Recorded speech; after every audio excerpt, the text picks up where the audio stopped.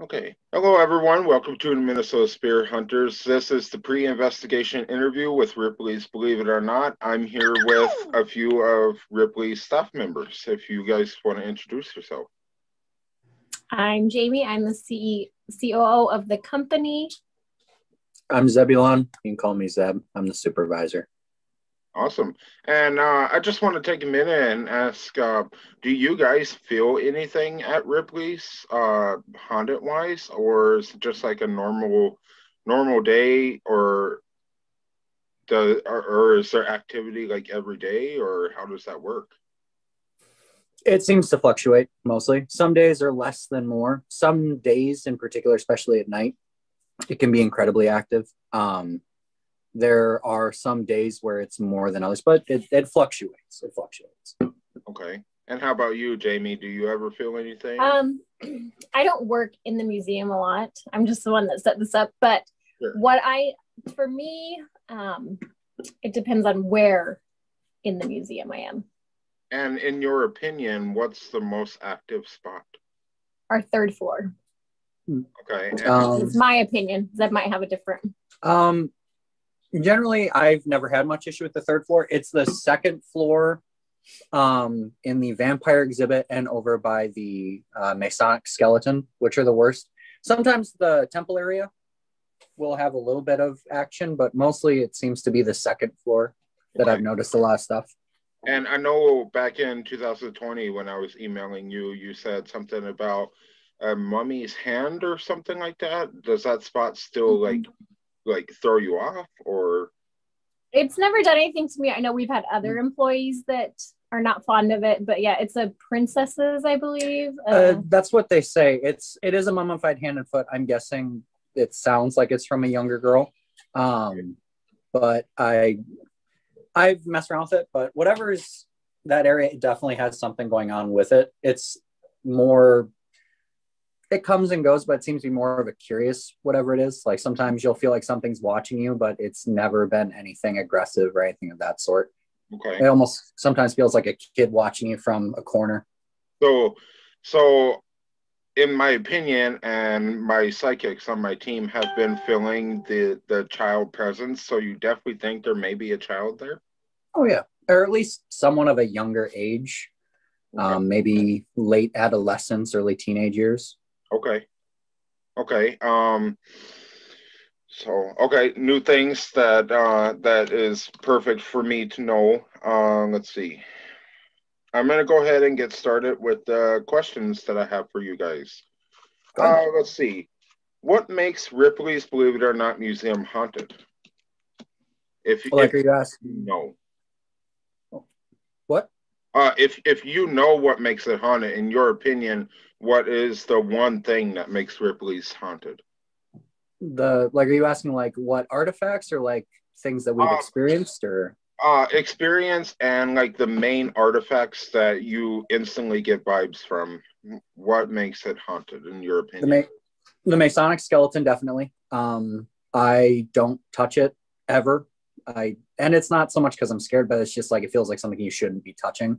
Sure. Climbing in there, it's okay. Climbing over by it, sometimes you get a really bad feeling, like you're just not supposed to be messing around with it.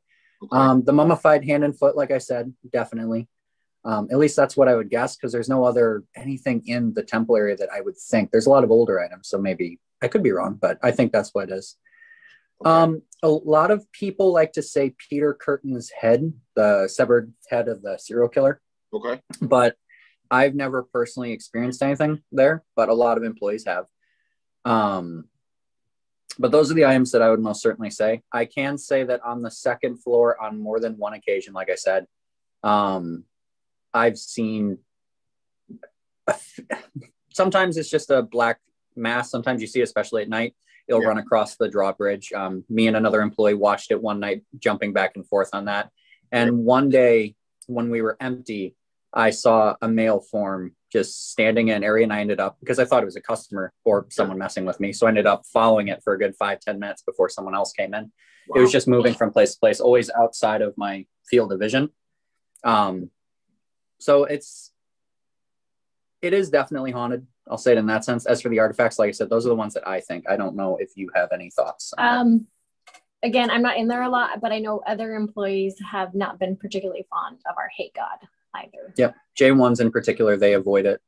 I don't know if it's real, because I know that at one point they started making them as tourist items, where people would come through the area and they would make it, and then silly people would buy it. So I'm not even sure if it's real, but people act as if it's real, which I think might cause at least some form of attachment or energy around it. And what is this artifact that we're talking about? The African hate god. It's a representation. I'm not sure where in Africa, but it is a representation of a god of misfortune. If you want something negative to happen to an individual, you hammer a nail into it. And that is signifying that you want something anywhere from stubbing your toe to dropping boiling water to full-on death to happen to someone. So it's a very negative item in general. Wow. But like I said, I'm not sure if it was ever actually used in any rituals or if they just put it together. But it's possible, because like I said, a lot of the J1s in particular get incredibly uncomfortable around it. So it's possible just the idea of what it is enough to make something happen.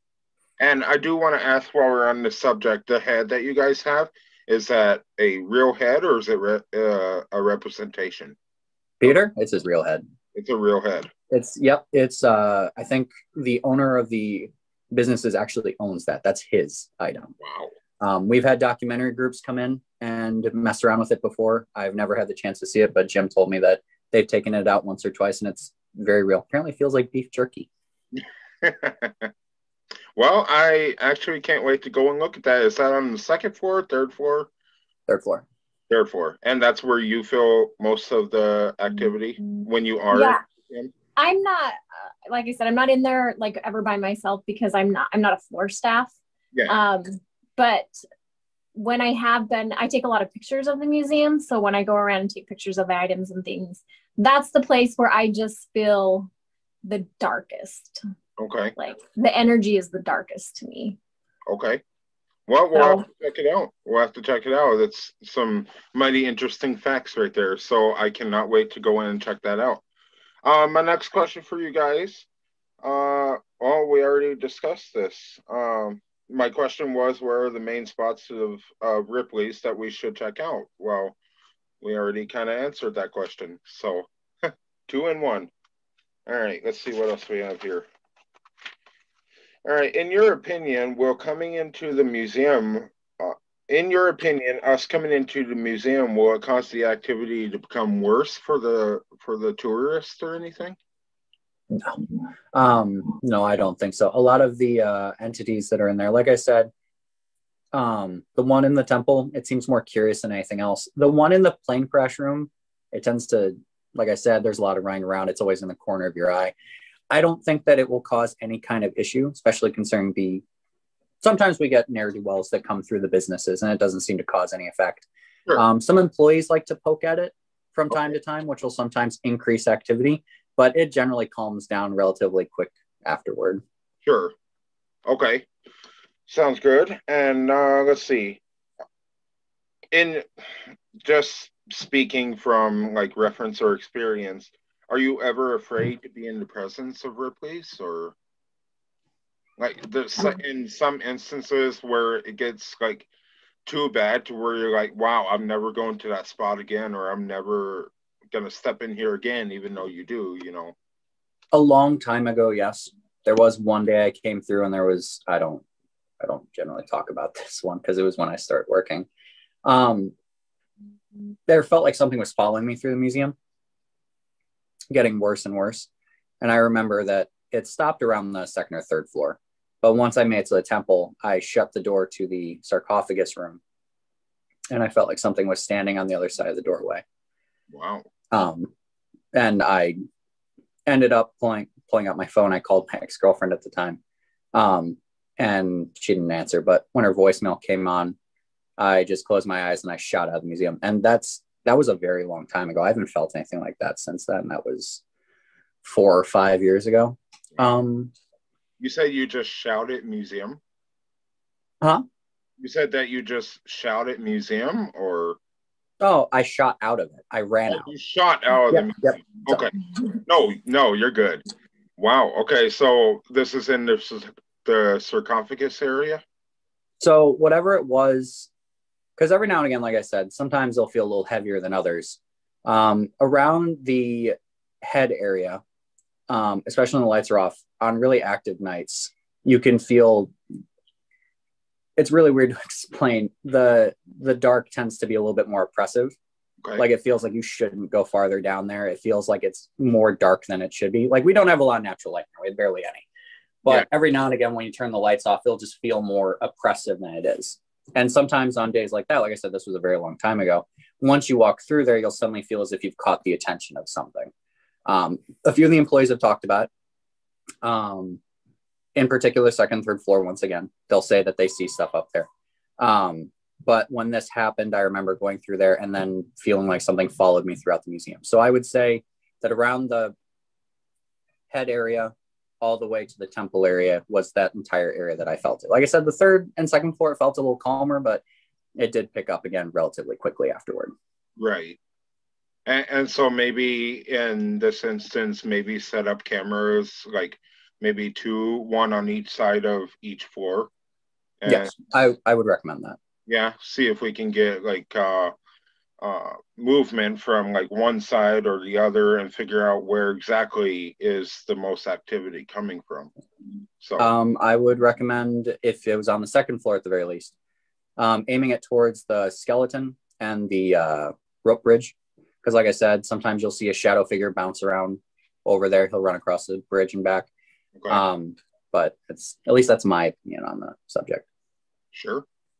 Okay.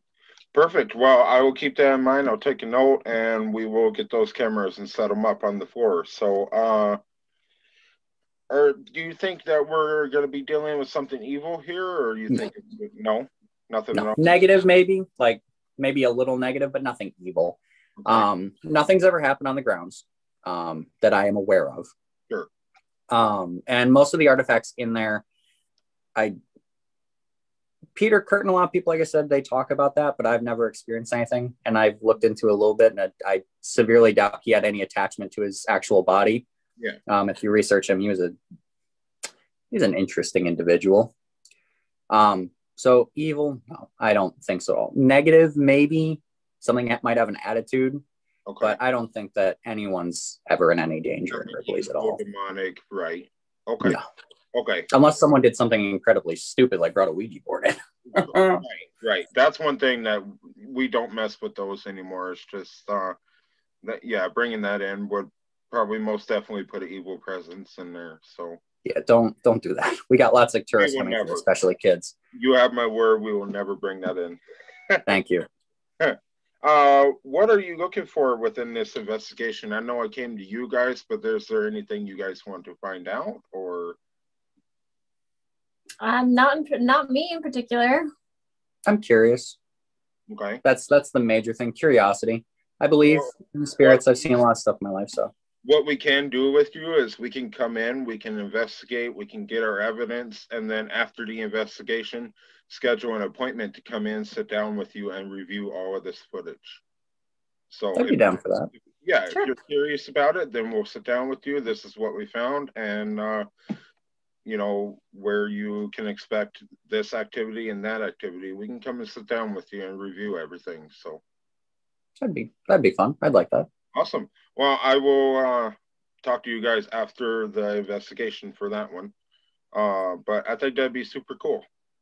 And this one's already self-explanatory, since you said there's no this is a question I ask everybody before an investigation, but is anyone in danger? Based on what you're saying, I don't think anybody's in danger there. So, okay. And that's just a question we ask anybody in case we have to bless a house or something like that, So, but it being a museum, I don't think anybody's in danger. So, what are a few things that we should know before we come in? In which sense, sir? Anything that we haven't discussed. We already talked about some of the artifacts that kind of have a sense to them. Just anything that you would like to elaborate on for us to check out, or things we might need to know. I mean, not much that I can think of. I mean, most of our items are authentic and real. So there is that. Like if you're messing with them, just be careful with them. Absolutely. The hand and foot are real. So you have them in showcases, or are they just like they're in showcases? They're in showcases. Okay. I guess just that's kind of the big thing. Like specific items, because a lot of people when they come into Ripley's, they think they're fake, but the hand and foot are real. Peter Curtin's head is real. The skeleton, like I said, is real. As are most of the artifacts. There's one or two of them that are recreated, but we have those on them. Sure. But they are very real. So it doesn't hurt. Like if you want to take a look at them, that's fine. But like I said, especially with like the skeleton, don't try and climb in with him, mostly because there's a lot of stuff in there with him. Okay. But I mean, that's really about it that I can think of at the very least. I do want to ask, is it a real skeleton? Yeah, it's real. In my opinion, I've always wanted to see a real skeleton, so I'm very excited about that. It's the chest cavity, the skull, a couple bits of the arm. I think that his legs and pelvis are in there as well, but I've never tried to open up the coffin to double check. Right. Okay, and then how are you guys feeling about this investigation? Are you excited or? I'm excited. Yeah. Okay. I like stuff like this. Are you guys going to be present during the investigation, or? We can be. What day of the week is it? I can't remember. I know it's June 4th. Let's see here. I'm looking, and it's going to be a Friday. A Friday. Yeah. So Zeb should be here. Yeah. So if you guys want me to hang around, I can. Absolutely. I mean, if you just want to check out some stuff with us, we would love to have you around, So I'd be down. Yeah, I'm definitely not gonna stop that. I think it'd be cool. So and yeah, that was all the questions I had. Do you guys have any questions for me? I don't think so. Just a reminder that we will be open. So just make sure that if there's other guests in the museum, that you know what I mean, they're not getting spooked out. So, I mean, I suppose, what time do you plan on coming in for this? I have it down for 2:00 on Friday. Okay, I think about midday. We discussed. So yeah, and that should be less busy. So okay. Well, we'll see. It's Friday. You never know. You never know. You can always work things around. Yeah. Okay. Well, yep. So I have it down for 2:00. We'll try to get there early so we can chat with you guys before, and then so we can set up our equipment and stuff like that. So we'll try to be there early. It's coming up really soon here, and we're excited. So. I don't know how many team members are coming quite yet. I know at least 2 or 3 of us, so it's not going to be a whole lot of team members. So okay, yeah, that's fine. You're on the calendar, so perfect. Yeah, we're actually in the transition of hiring new people because we've been losing people because of certain things this year, and so it's not going to be a whole lot of people, but at least 2 or 3. So sounds good. Okay, perfect. Well, you guys heard it here first. Jamie and I'm sorry, what was your name again? Zeb.